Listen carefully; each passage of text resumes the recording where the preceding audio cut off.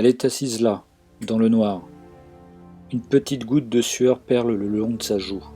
Une clameur sourde lui parvient de l'extérieur, dont le rythme semble se calquer sur les battements de son cœur. Ce sera bientôt son tour.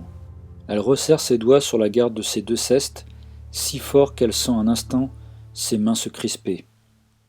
Elle inspire profondément une bouffée d'air, l'expire lentement et se force à relâcher ses doigts. Son regard se porte sur le sol, à peine illuminé par la faible lumière diffusée sous la porte de sa cellule. Elle imagine le long couloir, taillé dans la pierre, sa fraîcheur humide conduisant à l'arène. Elle sent un souffle d'air habituellement chaud et sec provenant de l'extérieur. Ce sera bientôt son tour. Ils attendent dans la cour en silence, menaçant. Ils attendent le duel, un combat organisé en une parodie de jeu par le véritable maître de la dent, Hakan le Borgne. Les gardiens du pénitencier le laissent agir à sa guise tant que règne un semblant de calme parmi les détenus.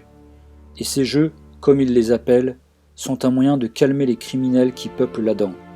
Mais c'est surtout pour lui le moyen de raffermir son pouvoir, de se divertir et de s'offrir une dose de sang gratuite. Elle sort d'une petite cellule fraîche gardée par deux cerbères au corps balafré. Elle fait quelques pas puis se présente en haut d'un petit escalier de pierre usée qui descend dans la grande cour du pénitencier.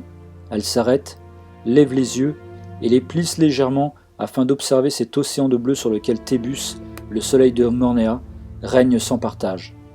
La foule de bagnards est rassemblée en cercle dans la cour. Un large calimane est assis sur une roche vulgairement taillée qui surplombe l'arène dessinée par le public. Son unique œil scrute son air de jeu. Un petit sourire lui tord le coin de la bouche quand il la voit arriver. De l'autre côté de l'arène, les bagnards s'écartent pour laisser passer un énorme calimane.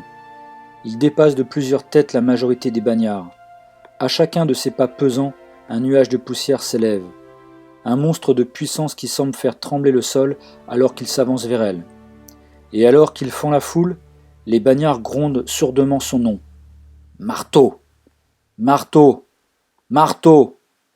Une explosion assourdissante retentit au sommet de l'un des deux minarets gardant l'entrée du pénitencier.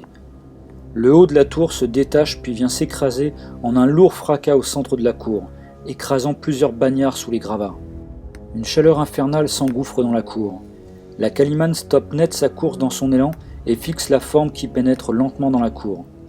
Un être haut comme 3 soulmanes, rongé par des flammes aux couleurs changeantes. La chaleur qui émane de lui est si intense que par endroits, le sable se vitrifie sous ses pas. Elle doit se protéger les yeux pour résister à la vague de chaleur et pouvoir le détailler. Il s'agit d'un djinn, une des créatures de la sororité Sorna. Et s'il est seul, sans évocatrice Sorna pour le contrôler, il s'agit d'un djinn de la pire espèce, un ifrit. Un djinn sans maître, incontrôlable, capable de tout ravager sur son passage, un monstre. Il se tourne alors vers le reste des calimanes et un son crépitant, haché et rauque s'échappe alors des flammes qui s'apaisent, laissant deviner un visage de braise. Pauvre petite créature.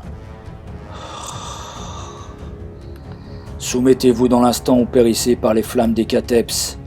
Obéissez-moi, et vous deviendrez puissant. Refusez, et il n'y aura que mort. Douloureuse pour vous. À ces mots, Hakan écarte les autres détenus et s'approche de l'Ifrit.